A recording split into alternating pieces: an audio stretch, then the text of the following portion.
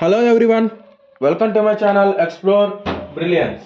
ఇవాళ మన వీడియోలో మనం చాలా ఇంపార్టెంట్ టాపిక్ ఎఫిషియన్సీ అనే టాపిక్ మీద చాలా ఇంపార్టెంట్ ప్రాబ్లం అనమాట. ఈ ఆల్ డే ఎఫిషియన్సీ రెండింటికి డిఫరెన్స్ ఉంటుంది. మనం ఈ ప్రాబ్లం వచ్చేసి ఎఫిషియన్సీ మీద చేస్తాము, ఓకేనా. ఇప్పుడు మన టాపిక్లోకి వచ్చేస్తే ప్రాబ్లం చెప్పే ముందర అసలు ఎఫిషియన్సీ అంటే ఏంటి, ఓకేనా.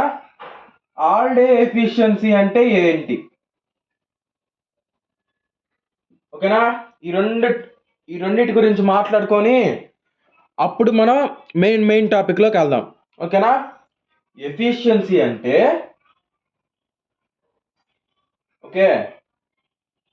ఎఫిషియన్సీ అంటే output power by input power, okay. All day efficiency అంటే output energy by input energy,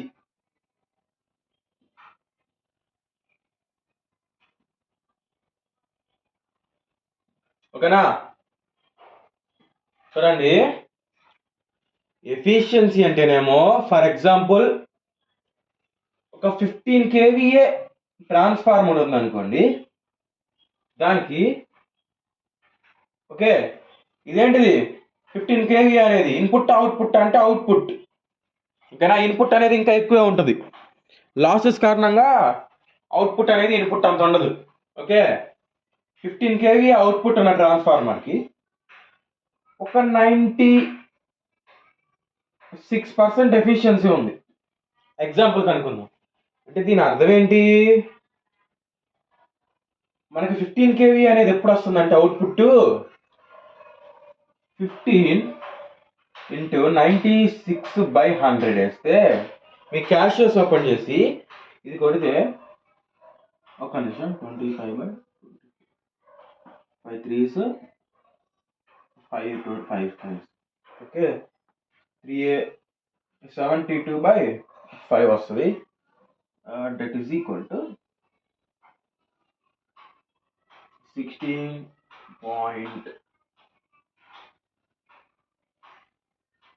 ఓకేనా. చూడండి,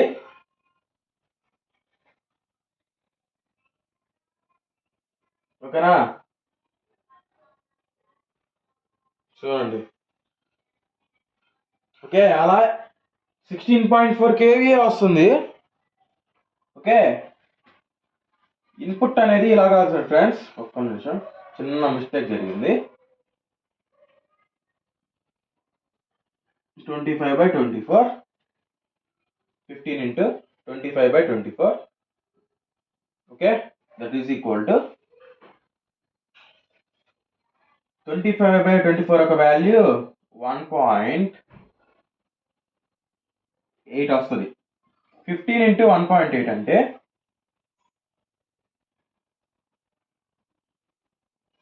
ఇంచుమించు అప్రాక్సిమేట్గా ఒక 17 kVA. అంటే ఏంటి, 15 kVA ట్రాన్స్ఫార్మర్ అవుట్పుట్ ఇన్పుట్ అనేది 17 kVA ఇస్తే అవుట్పుట్ అనేది 15 kVA వస్తుంది, ఓకే. అంటే దాని మీనింగ్ వచ్చేసి ఏంటి, 2 kVA డ్రాప్ అయిపోతుంది. ఆ డ్రాప్ వల్ల మనకి అవుట్పుట్ అనేది అంత రాట్లా. అదే దాన్నే మనం ఎఫిషియన్సీ అంటాం. ఎఫిషియన్సీ అంటే ఇన్పుట్ మనం ఎంత ఇస్తున్నాం, అవుట్పుట్ ఎంత వస్తుంది అని తెలుసుకోవడాన్ని ఎఫిషియన్సీ అంటాం. ఆల్ డే ఎఫిషియన్సీ అంటే అలా కాదు, ఎనర్జీ ఈ పవర్కి ఇంటూ టైం చేయాలి.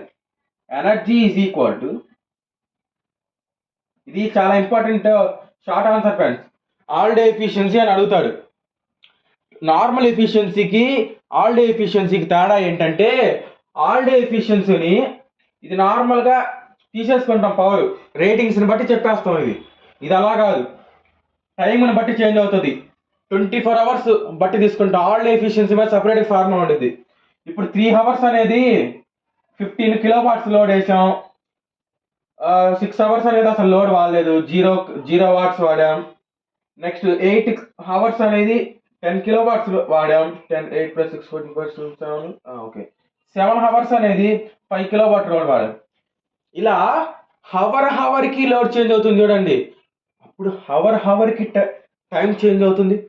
ఇప్పుడు 24 గంటల్లో ఓవరాల్గా ఎఫిషియన్సీ కట్టడాన్ని ఆల్ డే ఎఫిషియన్సీ అంటాం. వాడు ఇచ్చిన రేటింగ్స్ ప్రకారం ఎఫిషియన్సీ కట్టడాన్ని ఎఫిషియన్సీ, నార్మల్ ఎఫిషియన్సీ అంటాం. ఓకేనా? రెండింటి డిఫరెన్స్ అది. ఇక్కడ ఎనర్జీ, అక్కడ పవర్. ఇప్పుడు ఎగ్జామ్లో ఏమని అడుగుతారంటే what is efficiency and all day efficiency అంటాడు. ఈ రెండు ఫార్ములాస్ రాసి how is it different from normal efficiency of a transformer to all day efficiency అంటాం. మీరేం రాయాలి అప్పుడు? Normal efficiency of a transformer represents only based on the ratings of the power, whether it may be apparent power adanతా secondary, whether it may be apparent power or not. Maximum we are taking in the efficiency is kilowatt hour power, real power. Okay, not apparent power. Okay, all day efficiency కి వచ్చేసరికి ఏం రాస్తారు? In the all day efficiency we are taking energies, not powers. That energy we are taking for whole day, that means 24 hours. That's the difference between the efficiency and all day efficiency. ఇప్పుడు నేను చెప్పింది 5 marks question గా రావచ్చు. Separate గా define efficiency define power factor, define all day efficiency అని separate ఇచ్చినప్పుడు అది 2 to 3 marks short గా కూడా అడగచ్చు. ఓకేనా? ఇది ఎందుకు చెప్పానంటే మన ప్రాబ్లంలో ఇది రిలేట్ అవుతుంది, అందుకని చెప్పాను అనమాట. ఇది very very very very very very important. Okay, in case నేను ఓన్లీ ఇప్పుడు ఎఫిషియన్సీ మీద ప్రాబ్లం చెప్తున్నాను బ్రో, ఆల్ డే ఎఫిషియన్సీ మీద కూడా ప్రాబ్లం చెప్పంటే కింద కామెంట్ సెక్షన్లో కామెంట్ చేయండి, దాని మీద కూడా ఒక వీడియో చేసేద్దాం. ఓకేనా? మీ యొక్క కోఆపరేషన్ ఎంత బాగుంటే నేను అంత బాగా వీడియోస్ చేస్తాను. ఓకే, ఇప్పుడు చూడండి, గివెన్ డేటా రాసుకుందాం. First of all, given a single phase transformer has a core loss of 400 volts. Core loss అంటే W0. ఓపెన్ సర్క్యూట్ చెప్పేటప్పుడు చెప్పా, ఓపెన్ సర్క్యూట్ టెస్ట్ చెప్పేటప్పుడు W0 అంటే no load power or core losses అని. ఎంత? 400 watts అంట. Next NA copper loss of 600 watts. Copper loss ఇచ్చాడు, ఎంత ఇచ్చాడు? WC కాపర్ లాస్ ఎంత? 600 watts ఇచ్చాడు. Okay, calculate the efficiency at full load if the power factor is 0.8 lagging. cos 5 ఇచ్చాడు, 0.8 అని. ఎఫిషియన్సీ కట్టాలి. మనకేం తెలుసు? we know that efficiency is equal to output power by input power. Output power by input power. Okay, output power మళ్ళీ ఆయనకి ఇంకొక formula కూడా తెలుసు, but input is equal to, నేను ఇన్పుట్ పవర్ అని రాయట్లేదు, లేదంటే input power is equal to output power minus total losses. ఎన్ని formulas friends? ఎఫిషియన్సీలో వచ్చే ఫార్ములాస్ అనమాట. ఇవి ఎలా వచ్చినాయి అని అడగద్దు. ఓకే, అలా గుర్తుపెట్టుకోవాలి వాటిని, అంతే. చూడండి, ఇప్పుడు where total losses is equal to అంత iron losses plus copper losses. Okay, total losses కావాలంటే ఐరన్ లాసెస్ ని, కాపర్ లాసెస్ ని యాడ్ చేయాలి.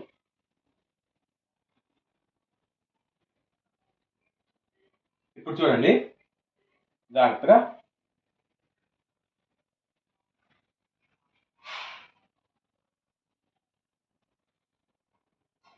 ఓకే. ఇప్పుడు మనకి గివెన్ డేటాలో ఐరన్ లాస్ ఇచ్చాడు, అంత total losses TL is equal to short cut లో W0 ప్లస్ WC. W0 ఎంత ఇచ్చాడు? 400. WC ఎంత ఇచ్చాడు? 600. 1000 టోటల్ లాసెస్ వచ్చేసింది. మనకి efficiency is equal to output by input అన్నాం. అవుట్పుట్ అంటే విఐ కాస్ బై ఇన్పుట్ అంటే output plus total losses. Input వచ్చేసి V I cos by plus total losses ఎంత 1000. కాకపోతే దాని బదులు ఏం రాసుకోవాలి, W0 ప్లస్ WC. ఓకేనా, right. That is equal to V I cos by value ఎంత ఇచ్చాడు ప్రాబ్లంలో 0.8 బై విఐ 0.8 ప్లస్ దీని ఒక వాల్యూ ఎంత 1000. ఓకేనా ఫ్రెండ్స్, ఇప్పుడు మనకు తెలుసు విఐ అంటే apparent power or rating of the transformer అంటాం అన్నమాట. Okay,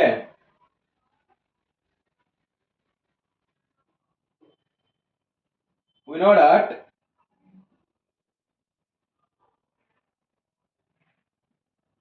VI is equal to S is equal to apparent power